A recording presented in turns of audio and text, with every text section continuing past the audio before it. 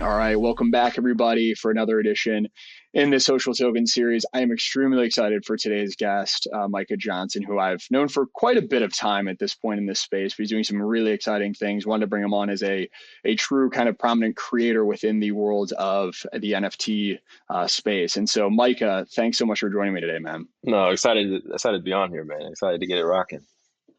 Yeah, so I think there's a lot of things we're going to talk about, obviously, today. One area I wanted to kind of start off was you have a really, really inspiring and interesting background. So I'd love to just hear kind of your journey into crypto, and then we can get into some of the interesting things you're doing. Yeah, so you know, I played Major League Baseball for 7 years, and growing up, that's the only thing I ever wanted to do. And so since I was three until I made it in 2015, I always was very unapologetic about I was going to play Major League Baseball. And contrary to every teacher who said I probably should have other plans or other options, I was very persistent on that was what I was going to do.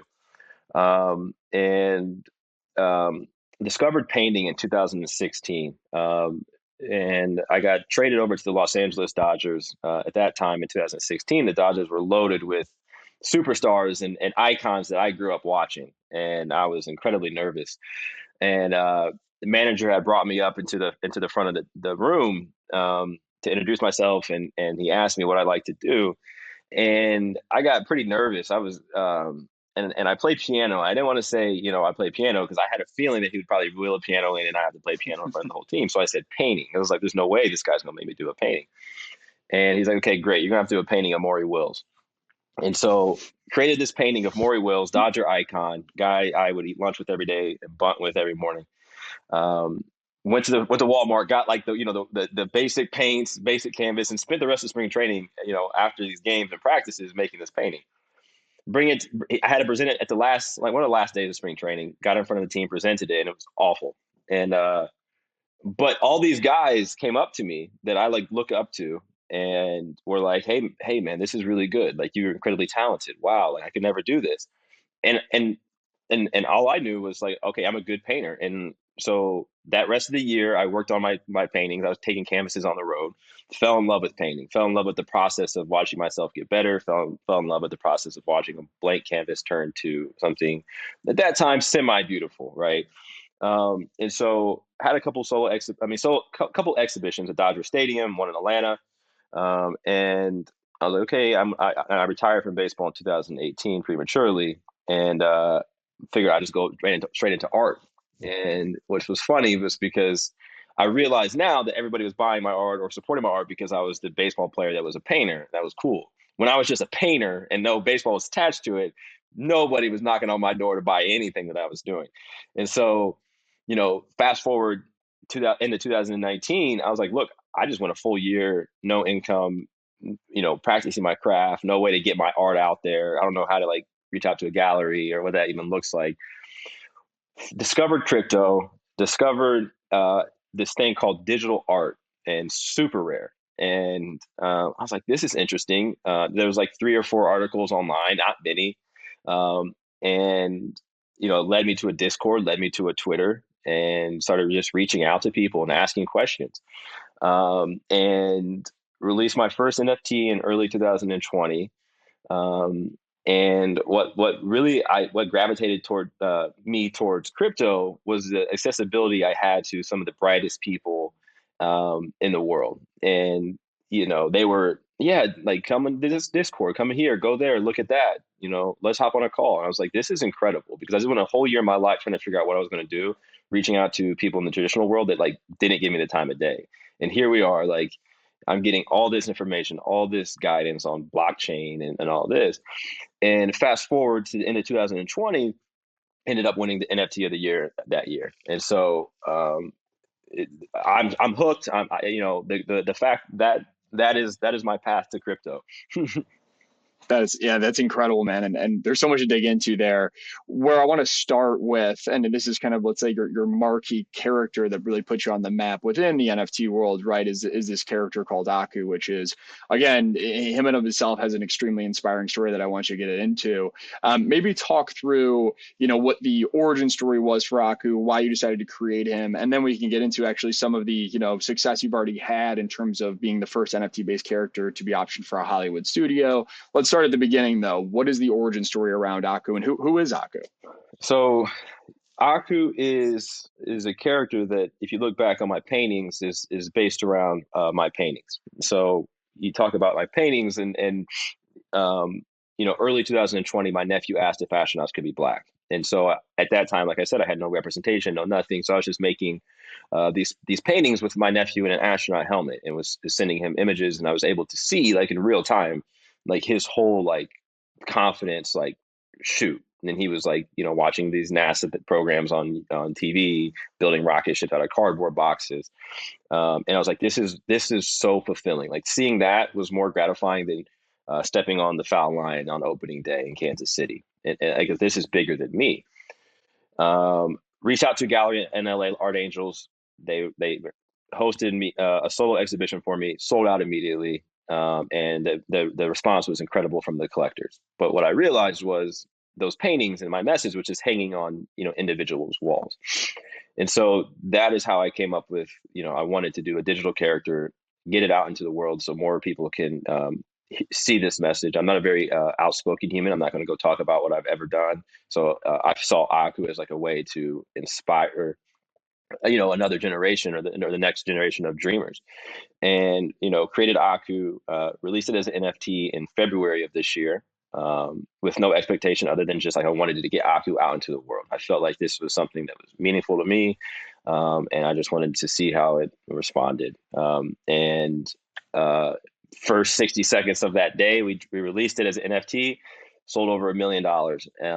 And the most powerful thing about all that, this was like in the middle, you remember, like, when there was NFTs were booming, was the fact Mm-hmm. that all the headlines at that time were like, this sold for this much and this much and this much. But the headlines at that time were about Aku, like, literally, like, what people were responding, like, I see myself in Aku, or this is what Aku means to me. And that's when I knew that this was actually even bigger than anything I could ever imagine. And, like, just went straight to work on how can I get this? Like, how can I not only, like, reward those people that made this happen after chapter one, but, like, how can I build this out really big and reach a broader audience? Yeah, no, absolutely. And you mentioned there NFT based character, right? And to make this a bit more tangible for people, chapter one being that first drop that you just referenced. What has been, I guess, the inspiration for getting Aku out into the world? How have you done that, right? Maybe talk a little bit about these chapters, where you are with those, and we can even get into the future plans for, Yep. the rest of these chapters and how you're thinking about that. So, like I said, I was in NFTs for a year, and I understood what it meant to build a community. And I understood what that community could do for, obviously my artwork. They spread the word about my artwork. And so I understood what orchestrating a community around a token could do for a creator. And so releasing Aku as an NFT is very similar to, like, you think about old comics, right? Releasing, here's, the Hulk, right? Mm-hmm. Um, and so I was like, okay, this is my first, these chapters, there's 10 of them, are the origin story of Aku as, like, the first iteration and versions of Aku. But by doing so as an NFT, what happens is you're able to have an audience that isn't just liking or sharing this character that I post maybe on social media. They're actually, spending dollars and telling their friends to go spend dollars because this is a character they believe in, or a creator they believe in, or a message they believe in. And what that does is it creates this alignment with me and, the collectors. And what that does is create really, like, a core group of evangelists to go spread that message even further, right? Because now they're incentivized to do it, because obviously with NFTs being liquid, there's a secondary market, or, and so it creates this, like, wildfire that, really there's nothing else out there that can really replicate that. Yeah, and so when you talk about like community, and it's been a core theme of this entire kind of mini series that I've done with bringing on people, as you know well, Cooper Turley's of the world, Just Lost of the world. This concept of community is so central to what we're talking about here, right? And so maybe again, to make this a bit tangible for people, talk through how you've built up such a strong community for Aku so far, right? In the first four chapters, chapter 5 coming extremely soon, and where does that community live? Like, what is the tangible, I guess, representation of that community? So this is what's interesting about Aku. Because we're building this out to be a much longer, really a media company and a franchise, it's a long-term vision, right? And you see a lot of NFTs that exist, and you can flip them, and there's liquidity, and you can make money instantly, double your money, whatever it is, right? So there's a balance that needs to happen where you can incentivize people to continue to collect these, understanding that this is movies take a while to make, video games take a while to make, and everything we're doing is designed to last not like a year or two, but decades. And really, you look back at like what Mickey Mouse is century, right? So like that's how we're building it. And in order to keep the community engaged on Discord and Twitter, what it does, what forces a creator to do, like myself, is be actively involved in the community and building in the open. And so when you think about what does it mean to be a creator in this kind of Web3 environment, you really are CEO slash community manager, most importantly, community manager at top. And what that means is instead of going and get a bunch of moderators that are telling third person perspective of what's going on, you got to be in there and engaging with the community and be accountable and accessible. And so what I've had to do, and honestly, one of my favorite parts about this is being in the Discord on a daily basis and saying, this is what we're doing. This is, how we're building it. This is how I'm thinking of it. What do you guys think? Like, how can I, is there any feedback that you have that I'm thinking of this differently? And so it's really just being accountable and accessible. We've had mistakes, we've had bumps in the roads, we've had learning experiences, but you always got to be there. So that's critical if you're building something that is meant to be long term. Yeah, and I definitely want to hit on the kind of bigger picture vision of this, right? And you mentioned that kind of global media brand and company you're trying to build around Aku as, let's say, that cornerstone or marquee, IP. And we'll get to that in a second. But one thing you hit on there that I want to reiterate is opening yourself up to this community, right? And building a community that starts off initially, smaller and starts to branch out as you have more people who are not only financially incentivized, but also the story of Aku resonates with them. So they want to go out and tell their friends and tell their family about, the origin story of Aku, how they can get involved.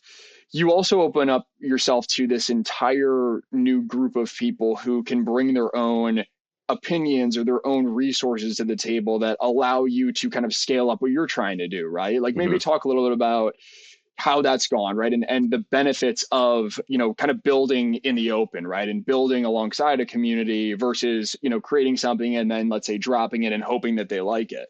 Yeah, yeah. I mean, it's mutually beneficial because like if you think about how IP is created in a silo and some of these studios or there's really no like market testing going on. You just kind of like spend a lot of money and here's the film, hope you like it. Oftentimes that doesn't work well. And so by including the community and building it open, two things are happening. You're mitigating risk, and you can build slowly and release things over time that build onboard new people, while also proving out. Like we can release a character, and the character could suck, right? At least we know the character sucks early before the character we spend $100 million to make a film, right? And so that is one thing that is selfishly really important to what we're doing is that real time feedback that we can get from an IP perspective. Secondly, um, it's funny because like when we speak to maybe investors or other people outside of the crypto world, they're like, how big is the team or who's the team? And I always make it a point to say, well, the team is actually these humans, but also thousands of other humans that have real world experience, and some of them are like at the top of their respective fields that are incentivized as well to like see this thing grow. And so I'm able to get feedback from people from social strategy, marketing, there's this guy right now who's sent stickers to 5 different continents, over thousands and thousands of stickers to people. So like getting the word out, like that, building in Web3 enables you to have a very large team of incredibly incentivized people, mutually incentivized as I am to see this thing, grow. So, the team is massive, essentially. Yeah, no, no, and I find that point fascinating, right? It's like community at its truest, in its truest form, in its truest sense. And you mentioned again the grander vision around how you're not just building for the next 12 months, you're building for something to last the test of time, right? I really love the parallel to like, Mickey Mouse as a cornerstone or marquee piece of IP. Maybe let's get into, okay, what are you doing right now, right? You're in the process of launching, a new kind of Web3 native media company. Let's talk a little bit about that. What Web3 native even means, and what the kind of grand, plan and vision is for that company that you're starting. Yeah, so essentially, how I think about Web3. Web3 allows value to occur from like bottoms up, but also top. Like it's like an hourglass, right? Like Mhm. values going all both ways, instead of me as the central top co or entity accruing all the value. That's how I think about Web3. So when we talk about building a Web3 native media company, what we're really talking about is building out a media company that's not not necessarily dependent on traditional media, but still has the flexibility to enter into traditional media. You can license TV and film. You can do consumer products. You can do everything you see media companies do. But at the same time, all that is done as almost a way to drive audience back into the crypto ecosystem, where there's audience being orchestrated around tokens. Social tokens is an example. NFTs is another example. Play to earn gaming, which is for us and is one of the marquee divisions of what we're building, because that is really where you can, from an IP perspective, allow people to develop IP, create collaboratively, and also really it's more accessible onboarding opportunities. And because, and this is my thing, is like ETH addresses are the new email and shipping address. So now everybody has an ETH address that is we have access to reward them in perpetuity, right? And so let's think about this and let's play this out in like some idealistic form. Typically, in order to get an Aku movie distributed to a large enough audience for Aku to make an impact, you would have to go basically sell the IP to one of these major distributions studios, right? Well, I believe that if we can build an audience through, something like play to earn gaming, or orchestrating around tokens, and there's value being, driven all across to the audience, that there's a world where we can create a film and distribute it direct to the audience. And that's very important to this, because what that allows is more value to accrue to the audience, instead of us giving up the value, and the value sits at the top co, and basically that's game over, right? And so when I think about that, like Web3 native media company, basically what it means is we are creating the infrastructure or leveraging existing infrastructure to build a big enough audience to distribute IP to, and products and benefits in perpetuity. Right. And so to your point, the audience themselves, right? Whether they're early kind of chapter holders that have been with you since the beginning, whether they come in and they start to acquire these chapters later on in the let's say, Aku life cycle, that audience themselves has actual like tangible ownership over, to a certain degree, the IP and what it is that you're creating, right? They have that incentive, they have that ownership, and there's so many different ways in which you can play that. Because what I think, to a point that you hit on that I want to reiterate, because I very much agree, NFTs and crypto more broadly, you're basically creating these on-chain social graphs, right, of audience and fan bases and communities that you can then directly tap into, whether it's again something as simple as a token airdrop if you're going to launch a social or community token, all the way to actually having those be the early access to Aku's first feature film, right? And Yep. being the ones who really are the ones driving that distribution channel. I think it's a really interesting just dichotomy between the traditional kind of media model that you've outlined versus what you guys are trying to do, where you're almost circumventing some of the traditional incumbent players by building out the different capabilities that they tend to offer, but by doing that in a way that the audience and the community themselves have real ownership, and they almost become your distribution and your marketing team.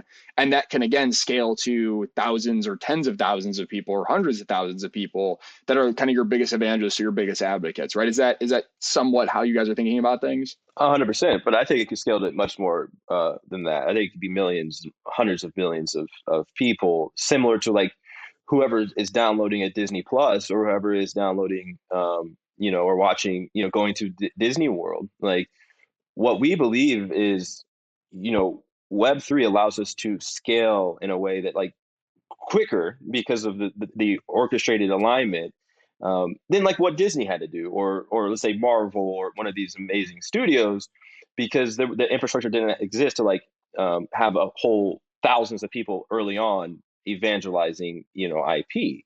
And so I believe that like when you get to that scale, millions and millions of people, like there's no, and that is our objective is to mimic what the distribution reach is of a major studio. Then you have an audience base that you can tap all the time. Like you can legitimately send, Mm-hmm. NFT for consumer products. Like here's an NFT to everybody who watched the first feature film. Now you can go redeem this and get, all this cool gear. Like you Mm-hmm. do that instantly. Like that never existed before. Like I walk in, my daughter loves Frozen. I walk into Target and get something, Frozen related. Nobody like Disney can't tap back into me. Like they can't say, "Oh, I see you bought this." Like so like it stops there. Like be able to like orchestrate around Web3 allows us to constantly have touch points that can bring people, the community along, and not necessarily as consumers, but as like, a part of this, as treating them as part of the team. Absolutely. And how do you think about so I think Disney is a really good example there, but maybe a better kind of a platform to compare to is how do you view something like some platform like a Netflix, right? In terms of distribution, do you view that as a competitor what it is you're trying to do, or more complementary to the longer term strategy you can actually leverage, let's say somebody like a Netflix, to grow that distribution in a complementary way to having that on-chain distribution? Just again, curious to hear your thoughts of how you're thinking about the interaction with these incumbents, not just for you guys but the future of, let's say, these Web3 native media businesses. I think what we see with Web3 is that there's opportunities to capitalize yourself as a company. You look at the Stoner Cats model, right? They were able to capitalize themselves to go and make animated TV, right? There's certain infrastructure that exists in Web3 that allows the community to say, like, if we want to fund this, right, or capitalize ourselves in order to create animated TV or animated film or gaming, right? And so we see like the Netflixes or HBO Maxes as complementary.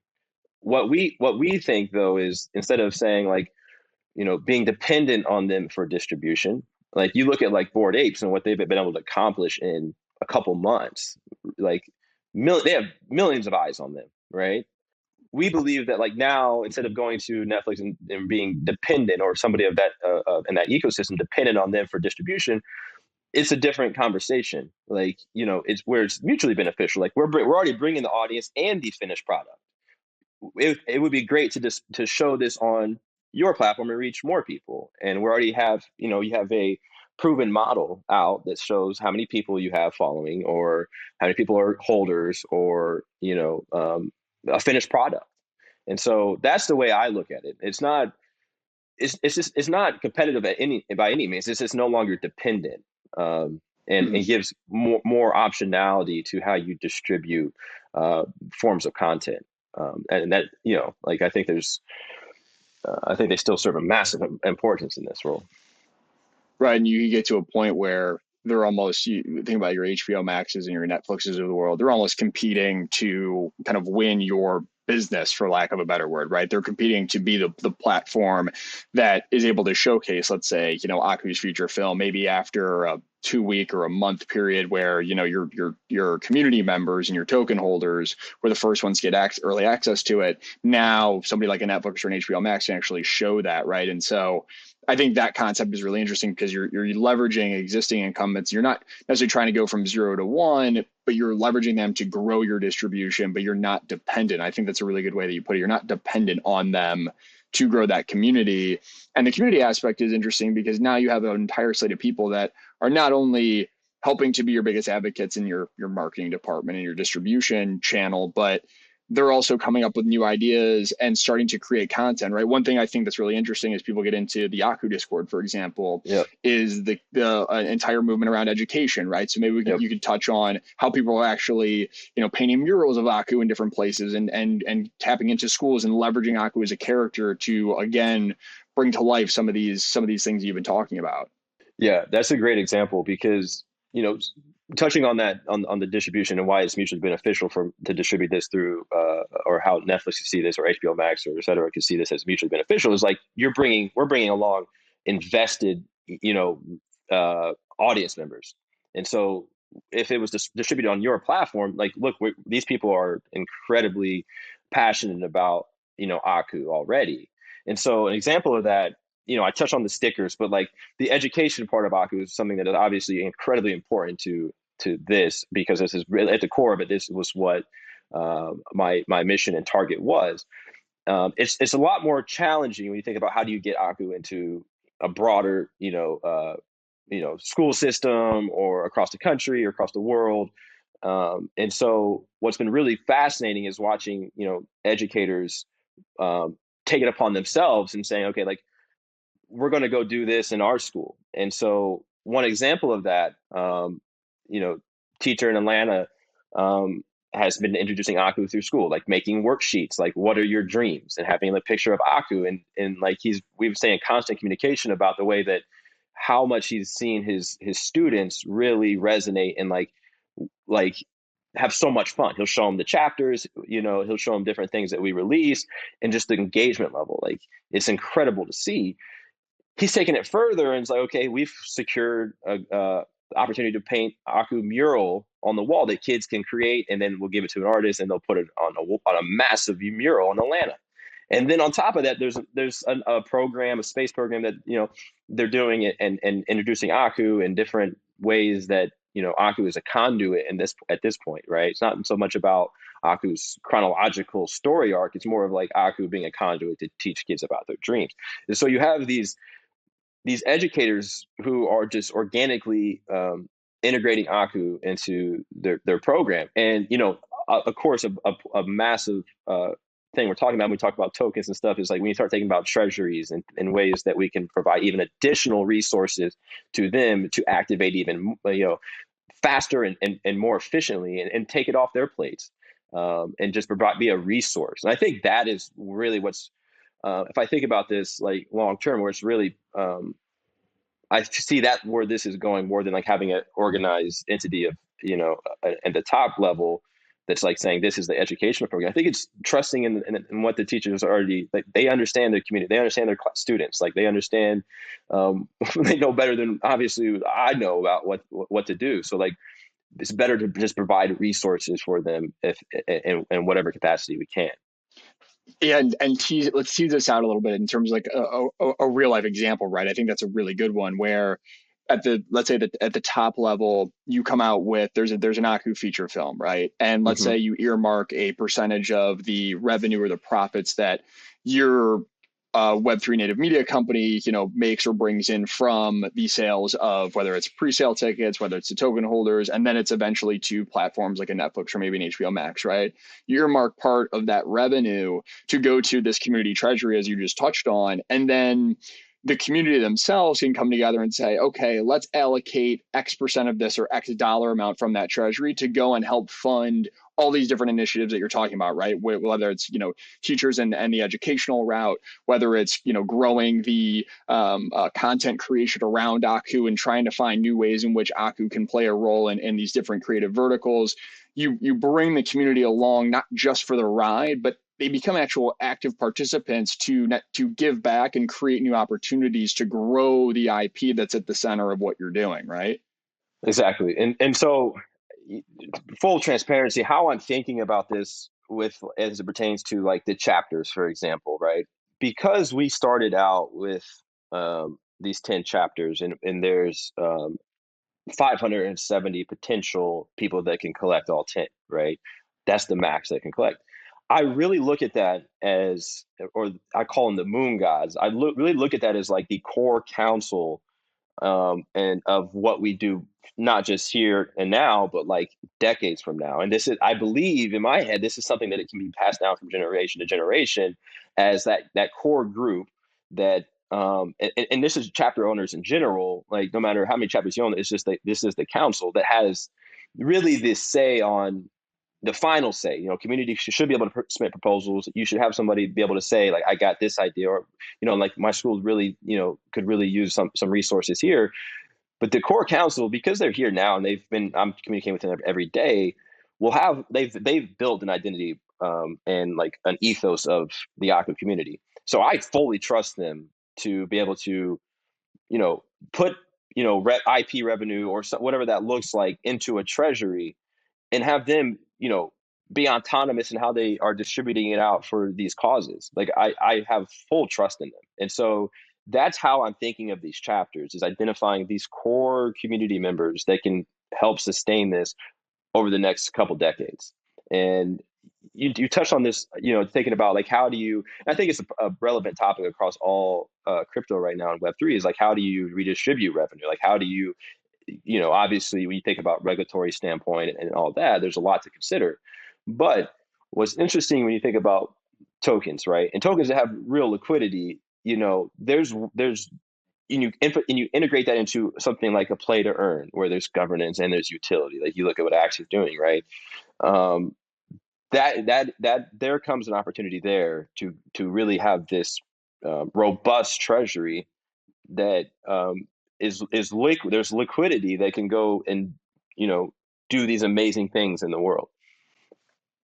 And you on one hand are creating new opportunities and new revenue streams to bring back or funnel back to that community treasury, but so is your community in and of itself, right? Which again is like, it's something I keep harping on, not just our conversation, but in conversations past about that community element, because it is really at the crux of like what a lot of this is about, and what really excites me about where this, community slash social token movement is really going. When it comes to we've kind of outlined, what it is you're doing, the real kind of base core IP asset of Aku. What is on the roadmap for you, your company, as well as Aku over the next, let's call it 6 to 12 months? What are you guys really excited about?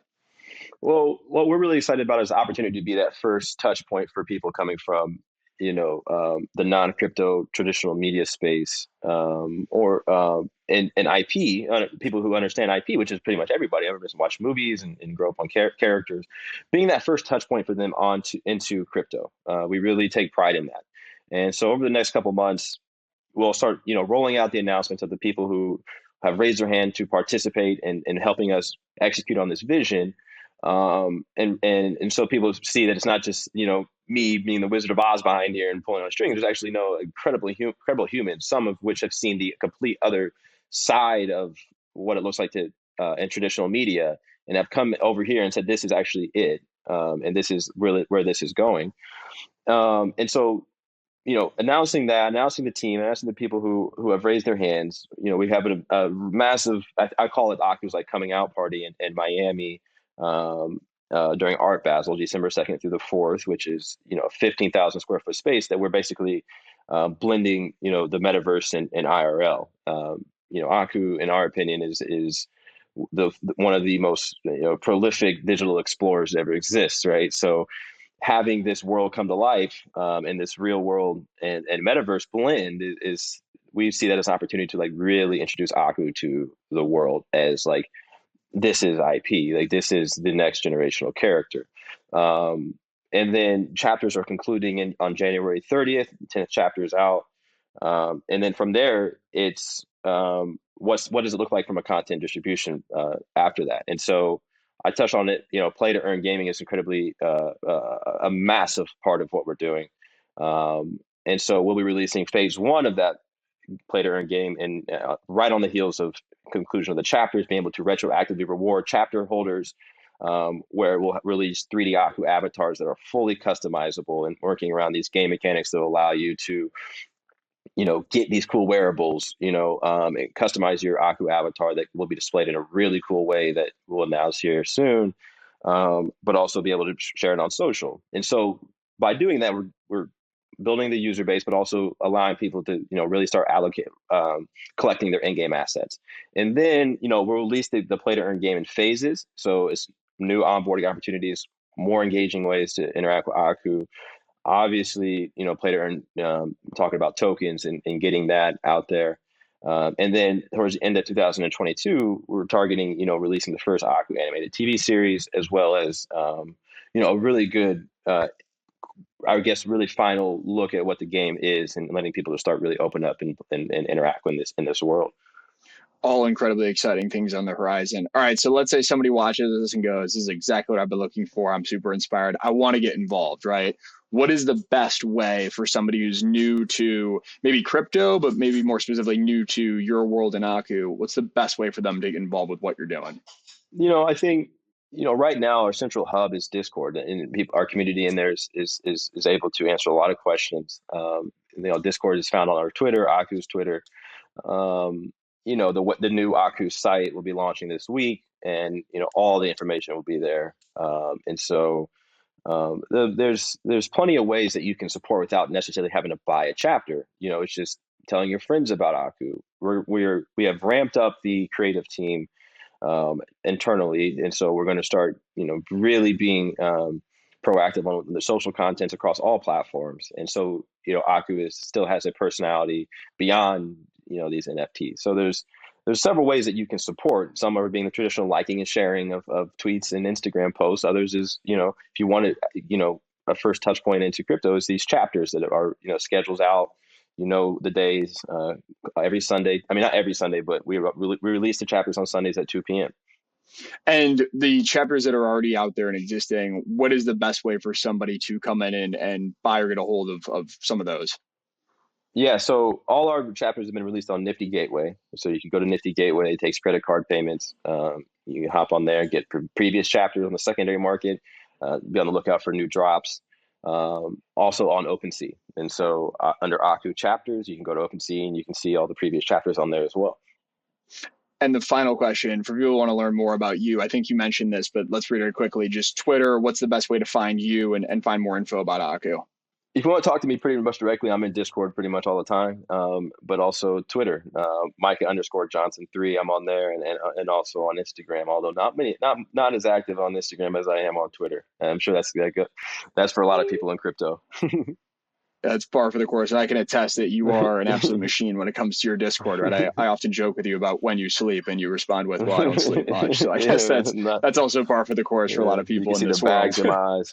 Yeah, seriously. You got little bean bags and stuff. Enthusiasm high, sleep levels low, man. Yeah, that's certainly par for the course. Well, listen, Micah, I really, really appreciate you sitting down with me. I definitely want to have a follow-up conversation, a few months down the line, maybe towards the end of the chapter releases, get an update on how things are going, and really wanted to put this on people's radar because I do think that the model you're starting to run, especially with this Web3 native media company, is one that people should really be on the lookout for because I do think it's the future of community-owned IP and community-based IP engagement, right? So Listen, again, really thank you for sitting down with me, man, and I'm already looking forward to the next time we can chat. Yeah, I appreciate this. I appreciate this, everybody, for having me on, and excited to keep jamming.